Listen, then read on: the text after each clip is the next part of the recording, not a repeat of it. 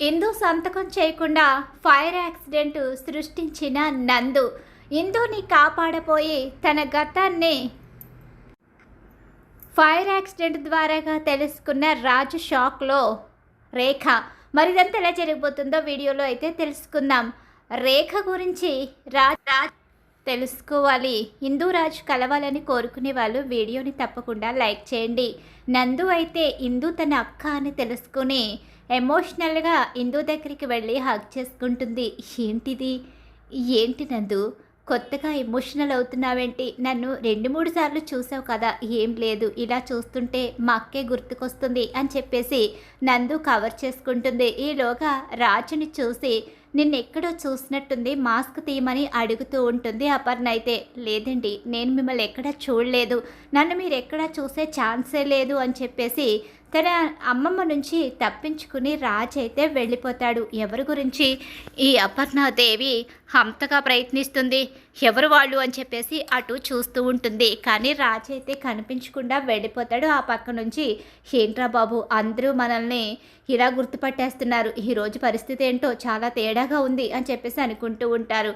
అక్క, నిజంగా నేను నీ పక్కనే ఉండాలి, కానీ ఏం చేయను, ఈ రేఖకి బుద్ధి చెప్పాలి అంటే ఖచ్చితంగా నేను నీకు దూరంగానే ఉండాలి. కానీ ఇక నుంచి నీకు ఈ చెల్లెలి తోడు ఎప్పుడు ఉంటుంది. ఈ రేఖ నిన్ను ఏం చేయకుండా కాపాడుకునే బాధ్యత నాది అని చెప్పేసి అనుకుంటూ ఉంటుంది. ఈలోగానే ఇక్కడ చూస్తే ఆల్రెడీ భ్రమరాంబకి ఒక దరువు అయితే అయిపోతుంది కదా. భ్రమరాంబకి అయితే చాలా పెద్ద షాక్ ఇస్తుంది. నందు అయితే ఇకనైనా జాగ్రత్తగా ఉండు, ఎక్కడా నోరు పారేసుకోకుండా సైలెంట్గా ఉంటే నీ జోలికి ఎవరు రాకుండా ఉంటారు, లేకపోతే ముసిగేసి కొట్టిన వాళ్ళు నిన్ను ముసిగేసేటైనా ఎత్తుకుపోయే ప్రమాదం కూడా ఉంటుందని ఇక శేషు అయితే చెప్తూ ఉంటాడు. సరేలే, నేనిక నీ పక్కనే ఉంటాను, నువ్వు మాత్రం నన్ను వదిలి ఎక్కడికి వెళ్ళకు శేషు అని చెప్పేసి భర్త చెయ్యి పట్టుకొని అప్పుడు ఇక చెయ్యి వదలకుండా తిరగడం మొదలు పెడుతుంది ఇక భ్రమరాంబ అయితే. ఇకలోగా ఇక్కడ చూస్తే అసలు ఇప్పుడు ఎలారా తనని కిడ్నాప్ చేయడం? ఏంటి మీరు కిడ్నాప్ చేయమంటే అలా ఆలస్యం చేస్తున్నారేంటి? అక్కడ కనుక అది సంతకం చేసేసింది అంటే మీరు కిడ్నాప్ చేసిన మా ఆంటీ ₹1 కూడా ఇవ్వదు. మీరు ఇలా లేట్ చేసే కొద్దీ సంతకం చేసేసే అవకాశం ఉంది. అది సంతకం చేయకముందే మీరు కిడ్నాప్ చేయాలి. చాలా ట్రై చేస్తున్నాం, కానీ ఎవరో ఒకరు అడ్డొస్తూనే ఉన్నారు. అయినా ఇంతమందిలో కిడ్నాప్ చేయాలంటే కొంచెం కష్టం కదా, అందుకే కాస్త జాగ్రత్తగా కిడ్నాప్ చేయాలి. కాబట్టి మేము ట్రై చేస్తున్నాం కదా, మీరెందుకు కంగారు పడతారు? మేము తప్పకుండా కిడ్నాప్ చేసి తనని తీసుకుని వెళ్ళిపోతాము. ఆ తర్వాత ఇక మీరేం చేస్తారో మీ ఇష్టం అని చెప్పేసి రాజు లక్కీ ఇద్దరు కూడా చెప్తూ ఉంటారు. ఇలా చెప్తూ ఉండగానే ఈలోగా ఇక్కడ చూస్తే ఇక రేఖ అయితే పుట్టినరోజు సెలబ్రేషన్స్ అయితే పూర్తవుతున్నాయి. సంతకం చేయించుకునే సమయం అయితే వచ్చేస్తుంది. ఇక దీని చేత సంతకం చేయించుకుంటే అప్పుడు కదా ఇక దీన్ని మళ్ళీ ఏ స్థానంలో పెట్టాలో అక్కడే పెడతాను. ఇప్పుడు అపర్ణాదేవి పొగరు కూడా అణిగిపోతుంది. అమ్మ అన్నయ్య కోరిక నెరవేరుతుంది. దేనికోసమైతే అమ్మ ప్రాణత్యాగం చేసిందో దాని కళ ఈరోజు నెరవేరబోతుంది. ఈ రోజుతో నీ ఆత్మకి ప్రశాంతత కలుగుతుంది. ఇప్పుడు మా అప్పుల వాళ్ళు కూడా కాస్త రిలాక్స్ అవుతారు. వాళ్ళు మమ్మల్ని అడగడం మానేస్తారు ఈ ఆస్తిని చూసి. అప్పుడు వాళ్ళ అప్పులన్నీ తీర్చేసి ఆస్తిని మొత్తం సొంతం చేసుకుని హ్యాపీగా అనుభవించవచ్చు. ఈ ఆస్తికి మొత్తం ఐశ్వర్యని మహారాణిని చేస్తాను అని చెప్పేసి అనుకుంటూ ఉంటుంది. ఈలోగా రేఖ అయితే ఇక అపర్ణ ఇందు మాట్లాడుకుంటూ ఉంటారు. ఈలోగా స్వాతి కూడా అక్కడికి వస్తుంది. ఏంటే మీ ఇద్దరు ఏం చేస్తున్నారో నాకేమీ అర్థం కావడం లేదు అని చెప్పి అంటూ ఉండగానే నందు వాళ్ళ మాటలైతే వింటూ ఉంటుంది. ఏంటి నానమ్మ, ఎందుకు టెన్షన్ పడుతున్నావు? టెన్షన్ కాకపోతే ఇంకేం మిగిలింది? నేనేం చెయ్యాలి? నాకు అసలు ఏమీ అర్థం కావడం లేదు. ఏదేదో చెప్పావు, నీలో నువ్వే ఇక మాట్లాడుకున్నాను, నాకు ధైర్యం వచ్చింది, నేనేం చెయ్యాలో నాకు తెలుసు అన్నావు. సంతకం చెయ్యకుండా ఎలాగైనా సరే తప్పించుకుంటానని చెప్పావు. కానీ ఇప్పుడు చూస్తే సంతకం చేసే సమయం వచ్చేసింది. సంతకంతో నీ ఒక్క సంతకము ఈ ఏవదాస్తిని రేఖ చేతిలో పెట్టేస్తుంది. ఇన్ని రోజులు పని మనిషిగా చూసిన తను ఈ ఒక్కరోజు నిన్ను మహారాణిలా ఎందుకు చూస్తుందో నీకు ఆల్రెడీ అర్థమైందని కూడా నాకు తెలుసు. నువ్వేం ప్లాన్ వేసుకున్నావో నాకు అర్థం కావడం లేదు. కానీ ఇక్కడ మాత్రం సమయం గడిచిపోతుంది. టైము ఆటోమేటిక్గా అయిపోతుంది. రేఖ అనుకున్న టైం వచ్చేసింది. సమయం సంవత్సరాలు అన్నీ గడిచిపోయి రేఖ ఎదురుచూపులకి క్షణాలు మాత్రమే మిగిలాయి. ఏ క్షణంలోనైనా రేఖ నీ చేత సంతకం చేయించుకోవచ్చు. సంతకం చేయించుకున్న మరుక్షణం మనల్ని గెంటేస్తుందో చంపేస్తుందో తెలియదు. మనతో పాటు ఎన్నో కుటుంబాలు రోడ్డున పడిపోతాయి. మీ అమ్మ నాన్న ఆశయం కళ చెదిరిపోతుంది. ఏం చెయ్యాలనుకుంటున్నావు ఇందు? మాకేం అర్థం కావడం లేదు. ఈ వయసులో మా ప్రాణాలు అంత ముఖ్యం కాదు, కానీ ఎంతోమంది జీవితాలు మాత్రం చాలా ముఖ్యం. స్వరాజ్ కంపెనీ మీద ఆధారపడి ఉన్న ఎన్నో కుటుంబాలు రోడ్డున పడిపోతాయి. అది గుర్తు పెట్టుకోయిందు. ఏం చేసినా తెలివిగా ఆలోచించి ఆ సంతకం మాత్రం చేయకుండా తప్పించుకునే ప్రయత్నం చెయ్యి. అంతేకాని సంతకం చేసి వచ్చావు అంటే ఇక ఆస్తి ఎప్పటికీ కూడా మనది కాదు. చచ్చిపోయిన ఆ రుద్రాణి కళ, అలాగే దాని స్వరూపమైన బ్రతికే ఉన్న ఈ రేఖ గోల్ రెండు నెరవేరుతాయి. చనిపోయి అన్నిటికీ ఆదర్శంగా ఎంతోమంది కుటుంబాలను నిలబెట్టి వాళ్ళ భవిష్యత్తు కన్నా వాళ్ళ మీద ఆధారపడి ఉన్న వాళ్ళ భవిష్యత్తు ఇంపార్టెంట్ అనుకుని ఎన్నో జీవితాలకి వెలుగునిచ్చి ఇంకా మరెంతోమంది జీవితాలకు వెలుగు నింపాలని వాళ్ళ సంతోషంలో వీళ్ళ సంతోషాలని వెతుక్కోవాలి అనుకున్న నా కొడుకు కోడలు ఆశయాలు, మా అత్తగారు మావయ్య గారి కళ ఇవన్నీ కూడా చెదిరిపోతాయి. నువ్వు అది దృష్టిలో పెట్టుకుని ఏదైనా చెయ్యి అని చెప్పేసి అపర్ణ చెప్తూ ఉంటుంది. ఎందుకు నానమ్మ టెన్షన్ పడతావు? సంతకం చెయ్యనని చెప్తున్నాను కదా. సంతకం చేసే ప్రసక్తే లేదు. ఎట్టి పరిస్థితిలోని కూడా ఆస్తి రేఖకు వెళ్ళనివ్వను.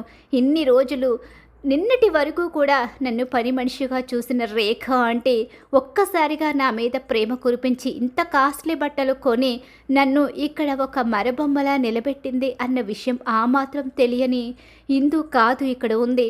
అమ్మ నాకు ధైర్యం చెప్పింది.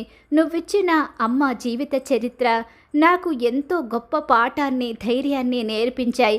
అమ్మ నా పక్కనే ఉండి ముందుకు నడిపిస్తున్నట్టు నాకు అర్థమవుతుంది. ఇక ఈ ఇందు వెనకడుగు వేసే ప్రసక్తే లేదు అని చెప్పేసి చెప్తూ ఉంటుంది. అర్థమైందక్క, ఈరోజు నువ్వింత స్పెషల్గా కనబడ్డానికి ఆస్తిని మొత్తం సొంతం చేసుకోవాలనే తన కోరిక అని నాకు అర్థమైంది. కాబట్టి ఇక్కడ ఏం చేయాలో నాకు తెలుసు. ఈ నందు ఉండగా నువ్వు భయపడవలసిన పని ఏమీ లేదు. ఖచ్చితంగా నిన్ను సంతకం చెయ్యకుండా నేను చేస్తాను. సంతకం చేసి మన ఆస్తిని మొత్తం దాని చేతిలో పెట్టడానికి లేదు. మన తల్లిదండ్రుల కలని మనం నెరవేర్చాలి. ఖచ్చితంగా పెద్దమ్మ పెదనాన్న చేసిన త్యాగం వృధా పోకూడదు అని చెప్పేసి అనుకుంటూ ఉంటుంది. ఈలోగానే కిడ్నాప్ చేయడం అనేది రాజు అలాగే లక్కీల వల్ల కాదు. ఎందుకంటే ఎవరు చూసినా వాళ్ళను గుర్తుపట్టినట్టుగానే మాట్లాడతారు. వాళ్ళిద్దరికీ కూడా చాలా టెన్షన్ అయితే ఎదురవుతుంది తప్ప అటు ఇక కావ్యని కిడ్నాప్ చేయడానికి అక్కడ స్వాతి పెట్టిన మనుషుల వల్ల కాదు, అలాగే ఐశ్వర్య పెట్టిన మనుషుల వల్ల కూడా అక్కడ కిడ్నాప్ చేయడం అనేది చాలా కష్టతరంగా మారిపోతుంది. అంతమంది నుంచి రేఖ కళ్ళ నుంచి తప్పించుకోవడం అనేది ఇలా సిచ్యువేషన్లో జరుగుతూ ఉంటాయి. ఎలారా ఇప్పుడు తనని కిడ్నాప్ చేయడం ఎలా? నిజంగా తనని చూస్తుంటే నా గర్ల్ ఫ్రెండ్ లాగే అనిపిస్తుంది. ఏంట్రా నువ్వు కొత్తగా మాట్లాడుతున్నావు? అసలు ఏం జరుగుతుందో నీకు కొంచెమైనా అర్థమవుతుందా? ఇక్కడ ఏం జరుగుతుందో తెలుస్తుందా? కిడ్నాప్ చేస్తేనే కదా నీ ఫ్యామిలీని కాపాడుకోగలవని చెప్పేసి ఇక్కడి దాకా వచ్చావు. ఇప్పుడు చూస్తే గర్ల్ ఫ్రెండ్ అంటావు. తనని చూసి మాయలో పడిపోయావు. అదేంటి మాయలో పడిపోవడం ఏంటి? తనని ముందు చూసినప్పుడు గొడవ పడాలి అనిపించింది. ప్రతిసారి మన మీద గొడవ పడుతూ ఉంటే ఇదేంట్రా బాబు మనల్ని పట్టుకుని వదలడం లేదు, ఎక్కడికి వెళ్ళినా ఇది మనకి తగులుకుంటుంది ఏంటి అనిపించింది. కానీ ఈరోజు తనని చూస్తే ఏదో నాకు తెలియని ఫీలింగ్ అనేది నాలో కలిగింది. ఏంటి? తనకున్న డబ్బు పరపతి చూసి నీకు కొత్త ఫీలింగ్ మొదలైనట్టుంది. నోరు ముయ్యరా. తనకి నాకు ఏదో బంధం ఉందని, విడదీయలేని బంధం మా ఇద్దరిని ముందు గొడవతో, ఆ తర్వాత ఇక్కడ ఇలా ఈ కిడ్నాప్ సిచ్యువేషన్లో మా ఇద్దరిని ఒకటి చేయబోతుందేమో అని అనిపిస్తుంది. సర్లే ఆ తర్వాత గాల్లో మేడలు కడది కానీ ముందు మనం వచ్చింది ఇక్కడ చేయకపోతే ఆ ఐశ్వర్య మనల్ని చంపేస్తుంది. కాబట్టి త్వరగా ఈ ప్లాన్ ఏంటో చేయరా బాబు అని చెప్పేసి లక్కీ అయితే చెప్తూ ఉంటాడు. అసలు అతను ఎందుకు నా దగ్గర నుంచి కంగారు పడుతూ వెళ్ళిపోయాడు? నాకు నాకు అతన్ని చూస్తే అచ్చం రాజుని చూసినట్టే ఎందుకు అనిపించింది? నా కొడుకు రాజ్ కళ్ళే, కానీ తను మాస్క్ తీయకుండా వెళ్ళిపోవడం వల్ల తనని నేను సరిగ్గా గుర్తుపట్టలేకపోయిన. హైటు, వెయిటు, ఆ కళ్ళు ఇవన్నీ కూడా అచ్చం నా కొడుకులాగే ఉన్నాయి. అంటే నేను చూసింది నా మనవడినేనా? కానీ ఎక్కడున్నాడు అని ఎంతగానో వెతుకుతూ ఉంటుంది. ఏంటి నానమ్మ, ఎవరి కోసం వెతుకుతున్నావు? లేదు, నాకెవరో తెలిసిన మనిషిలా కనిపించారు. నువ్వెవరిని చూసినా అలానే అంటావులే. ముందు వెళ్ళి తాతయ్యను చూసుకో, నేను తాతయ్యను చూసుకుంటాను. కానీ నువ్వు మాత్రం ఇక్కడ సంతకం చేయడానికి లేదు అని చెప్పేసి మరీ గుర్తుకు చేస్తూ ఉంటుంది అపర్ణ దేవి, నేను చూసుకుంటానని చెప్పాను కదా, నువ్వు టెన్షన్ పడొద్దు, నువ్వు టెన్షన్ పడి ఆరోగ్యం పాడు చేసుకోవద్దని చెప్పాను కదా అని చెప్పేసి ఇక అంటూ ఉండగానే ఈలోగా ఇక్కడ చూస్తే ఇక అసలు సమయం అయితే వచ్చేసింది. గెస్ట్లు అందరూ కూడా వెళ్ళిపోబోతున్నారు కాబట్టి సంతకం చేంజ్ చేసుకోవాలి, లేకపోతే వీళ్ళు ఇప్పుడే అప్పులు తీర్చేమని పీక మీద కూర్చునే ఛాన్స్ కూడా ఉంటుంది.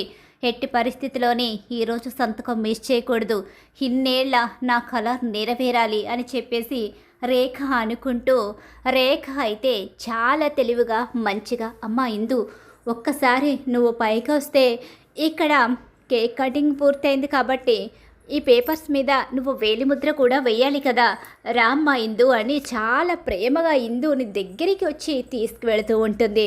ఇక ఇదంతా కూడా గమనిస్తూ ఉంటుంది నందు. అయితే అర్థమైంది రేఖ అంటే అక్కని నువ్వు పైకి అంత ప్రేమగా ఎందుకు తీసుకుని వెళుతున్నావో, అక్క చేత ఇప్పుడు సంతకం చేయించుకుని ఆస్తిని మొత్తం సొంతం చేసుకోవాలి అనుకుంటున్నావు. ఈ నందు ఇక్కడుండగా ఇది ఎలా జరుగుద్ది అనుకుంటున్నావు? జరగనివ్వను, ఎట్టి పరిస్థితిలోని కూడా అక్క సంతకం చేయడానికి వీల్లేదు.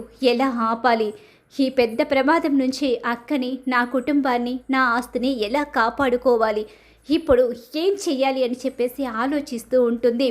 చాలా ప్లాన్లు అయితే చేస్తూ ఉంటుంది. ఇక ఒక పక్క కిడ్నాప్ చేయాలని ప్రయత్నించిన వీళ్ళ ఆశలు కూడా ఇక నిరాశలుగా మారిపోయి మౌనంగా నిలబడిపోతారు. ఐశ్వర్య అయితే అయిపోయింది, ఇక మనం ఏం చేసినా ఎలాంటి ప్రయోజనం కూడా లేకుండా పోయింది. ఇప్పుడు మనం ఎన్ని చెయ్యాలనుకున్నా ఇంక ఇక్కడ ఏం కుదరదు కాబట్టి అక్కడ అది సంతకం చేసేస్తుంది. ఆంటీ ఇక దాన్ని కిడ్నాప్ చేసినా చేయకపోయినా పట్టించుకోదు, దానికి ఏమైనా పట్టించుకోదు అని చెప్పేసి ఐశ్వర్య అనుకుంటూ ఉంటుంది. ఇక ఇలా అందరూ ఎవరి మట్టుకి వాళ్ళు, ఎవరి ఆశలు వాళ్ళు నిరాశలుగా మిగిలిపోయాయని చెప్పేసి టెన్షన్ పడుతూ ఉంటారు. ఇలా టెన్షన్ పడుతూ ఉన్న సమయంలో పేపర్స్ తీసుకొచ్చి సంతకం చేయమని చెప్పేసి రేఖ పేపర్స్ అయితే చేతిలో పెట్టబోతూ ఉంటుంది. అలా పెట్టబోతూ ఉండగానే ఈలోగా అపర్ణ లేదు, వద్దు ఇందు అని చెప్పేసి తల ఊపుతూ ఉంటుంది. ఇలా వద్దు అని చెప్పి చెప్తూ ఉంటుంది. ఇక సుభాష్ కూడా టెన్షన్ పడుతూ ఉంటాడు. ఏం చేయాలి ఏంటి అని చెప్పి ఇందు కూడా కంగారు పడుతూ ఉంటుంది. అక్క సంతకం చేసేస్తే ఇక జీవితంలో అక్కని రేఖ ఆంటీ పట్టించుకోదు, అక్కని ఇంట్లోంచి బయటికి తోసేస్తారు అమ్మ ఆంటీ కలిపి. ఇప్పుడు అక్క ఏం చేస్తుంది, అక్క ఎలా తప్పించుకుంటుంది అని చెప్పి ఒక పక్క స్వాతి కంగారు పడుతూ ఉంటుంది. ఇందు కూడా టెన్షన్ పడుతూనే ఉంటుంది. ఇలా అందరూ ఎవరికి వారిగా చాలా టెన్షన్ పడుతూ ఉంటారు. ఇలా టెన్షన్ పడుతూ ఉన్న సమయంలోనే ఇక ఒక్క ఐడియా వస్తుంది. ఇంకా సిచ్యువేషన్లో తనకి ఐడియా తప్ప వేరే ఐడియా అనేది కనిపించదు. ఫైర్ యాక్సిడెంట్, అక్కని నేను కాపాడుకోగలను, నా వాళ్లను నేను కాపాడుకోగలను. ఇది పెద్ద ఫైర్ యాక్సిడెంట్ కాదు.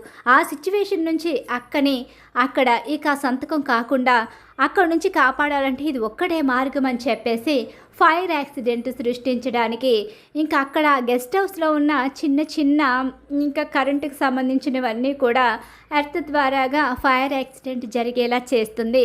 అలా ఫైర్ యాక్సిడెంట్ జరుగుతుంటే ఎవరికి వారుగా ఎవరి ప్రాణాలు కాపాడుకోవడం కోసం వాళ్ళు పరుగులు తీస్తూ ఉంటారు గెస్ట్ హౌస్ నుంచి బయటకైతే. ఇంకా అప్పటి వరకు కిడ్నాప్ చేయాలనుకున్న వాళ్ళందరూ కూడా అక్కడి నుంచి పారిపోతారు. రాజు కూడా బయటకు వచ్చేస్తాడు, అలాగే ఐశ్వర్య వచ్చేస్తుంది. ముందు ఆస్తి కన్నా ముఖ్యం, ప్రాణాలు ముఖ్యమని చెప్పేసి రేఖ అలాగే భ్రమరాంబ తన భర్త అందరూ కూడా బయటకు వచ్చేస్తారు.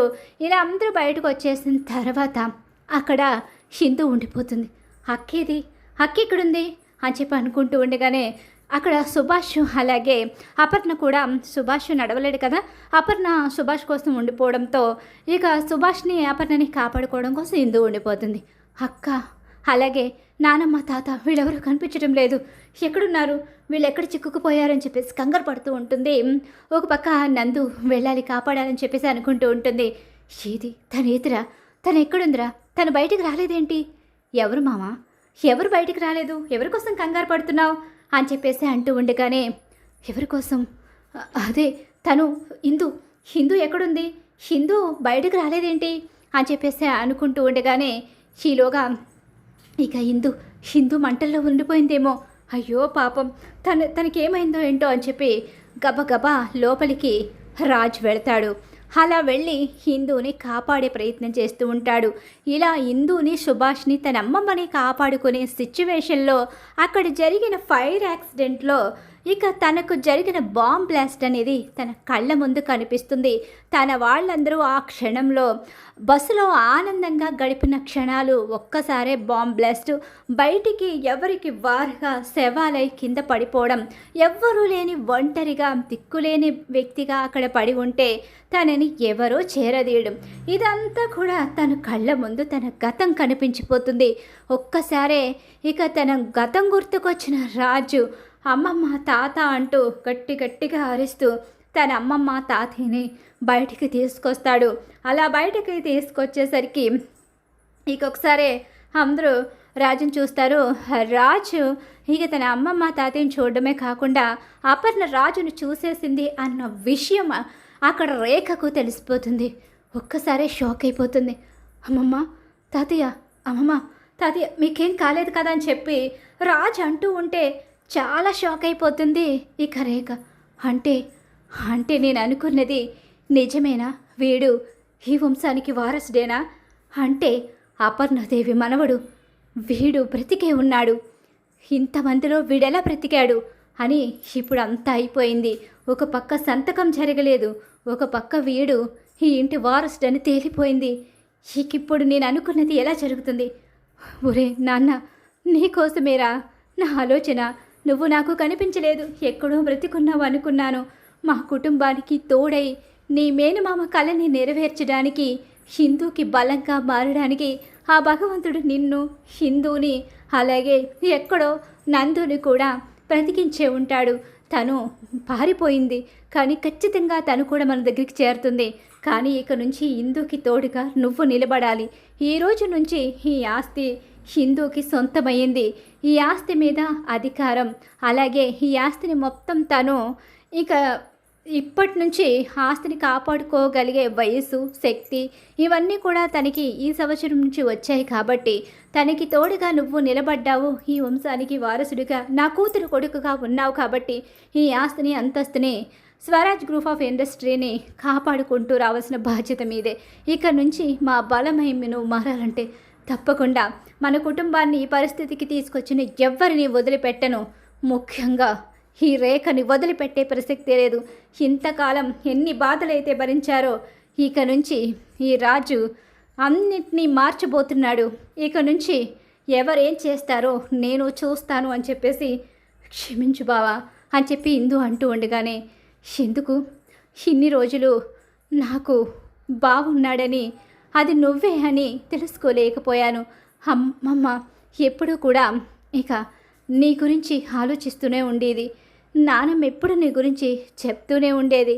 కానీ నేను మాత్రం జరుగుతుందా, అది కలలోనే జరుగుతుందేమో అని అనుకున్నాను. కానీ ఇలా నా కళ్ళ ముందుకి మా బావ నా కన్న తండ్రి రూపంలో తిరిగి వస్తాడని ఊహించలేకపోయాను అని చెప్పేసి అంటూ ఉంటుంది. ఇక నీకు బాధపడాల్సిన అవసరం లేదు, నేనున్నాను. మీరందరూ ఉంటే, ఇక మీ అందరూ బాగుంటే ఈ నందు కూడా పోలీస్ ఆఫీసరే మీ ముందుకు వస్తుంది. ఈ రేఖ ఆంటీకి బుద్ధి చెప్పడానికి త్వరలోనే నేను పోలీస్ ఆఫీసర్గా ఇక్కడికి వస్తాను. ఆ తర్వాత ఈ ఆంటీకి నేను బుద్ధి చెప్తానని నందు అనుకుంటుంటుంది. ఎప్పుడైతే వీళ్ళందరూ కలిసిపోయారో భ్రమరాంబకి, అలాగే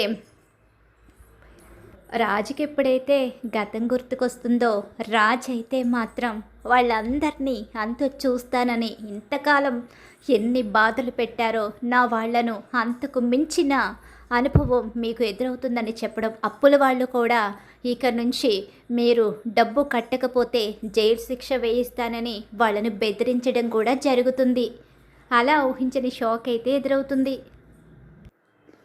రేఖకి ఊహించని షాక్ ఎదురవుతుంది. ఐశ్వర్యతో సహా అందరికీ కూడా దెబ్బకి షాక్ అయిపోయి నిర్ఘాంతులైపోయి ఉండిపోతారు. రాజుకి గతం గుర్తుకు రావడం, అపర్ణకి బలం రావడం, ఆస్తి మొత్తం వాళ్ళ చేతిలోకి వెళ్ళిపోవడంతో మరి రాబోయే కథలో ఖచ్చితంగా ఇలా అయితే జరిగిపోతుంది. ఇలానే జరగాలని మీరు కోరుకుంటున్నారా? అయితే వీడియోని తప్పకుండా లైక్ చేయండి. మీరు ఇచ్చే ఒక లైక్ సపోర్ట్ అండ్ ఎంకరేజ్మెంట్గా ఉంటుంది.